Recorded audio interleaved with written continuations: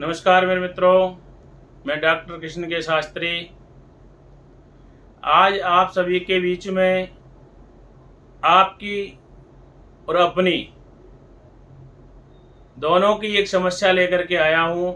और वो समस्या है कि आज हमारा सनातन खतरे में है।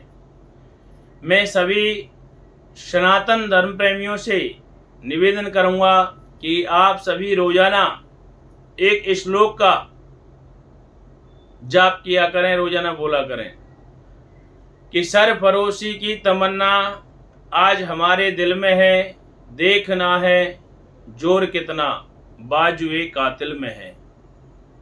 मेरे मित्रों, आप इसको रोजाना 5 बार सुबह बोलें और यदि आपके खून में उबाल नहीं आ रहा, यदि आपके मन में अपने सनातन के प्रति प्रेम नहीं जग रहा, यदि आपको ऐसा नहीं लग रहा कि हम हिंदू खतरे में हैं, हम सनातन प्रेमी खतरे में हैं, तो आपका वो दिन दूर नहीं है कि आपके सामने ही आपके बच्चों का कत्ल किया जाएगा या आपकी माता बहनों का शोषण किया जाएगा या उनकी इज्जतों को उतारा जाएगा।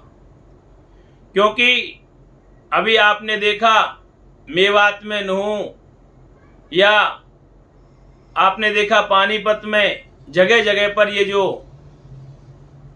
इन आतताइयों द्वारा या धर्म विरोधियों द्वारा या एक छोटे से मजहब के द्वारा हमारे इस सनातन पर किस प्रकार से प्रहार हो रहा है।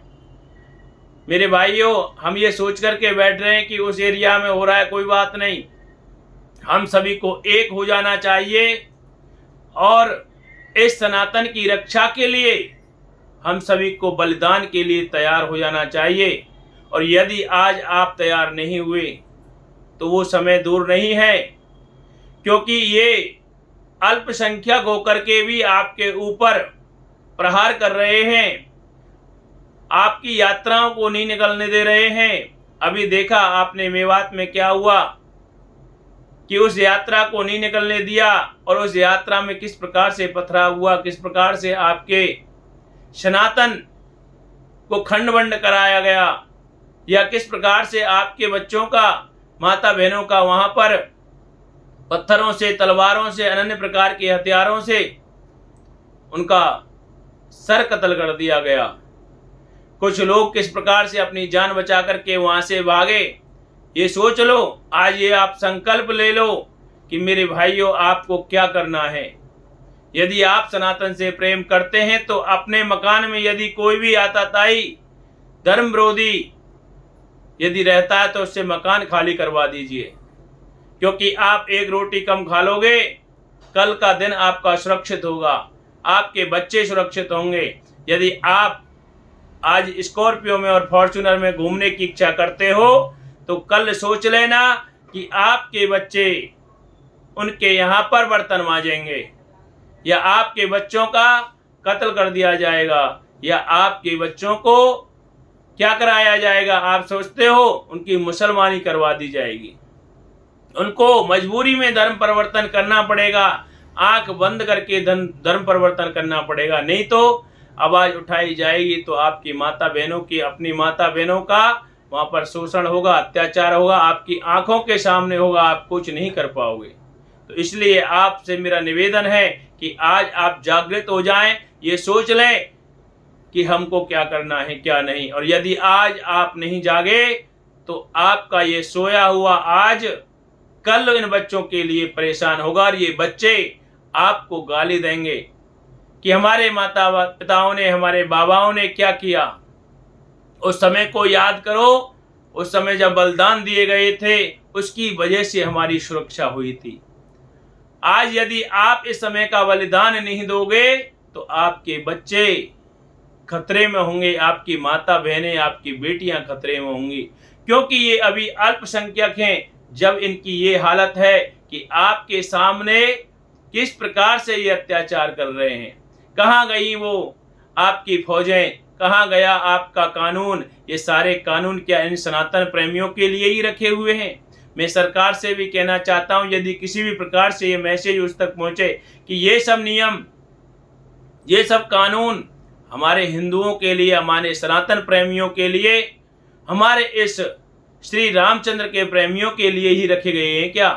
इन लोगों के लिए कोई नियम नहीं है कि कहीं पर भी कुछ भी कर देते हैं, कहीं पर भी काट छांट कर देते हैं, कहीं भी अत्याचार कर देते हैं और 2 दिन बाद में ये आज़ाद घूमते हैं।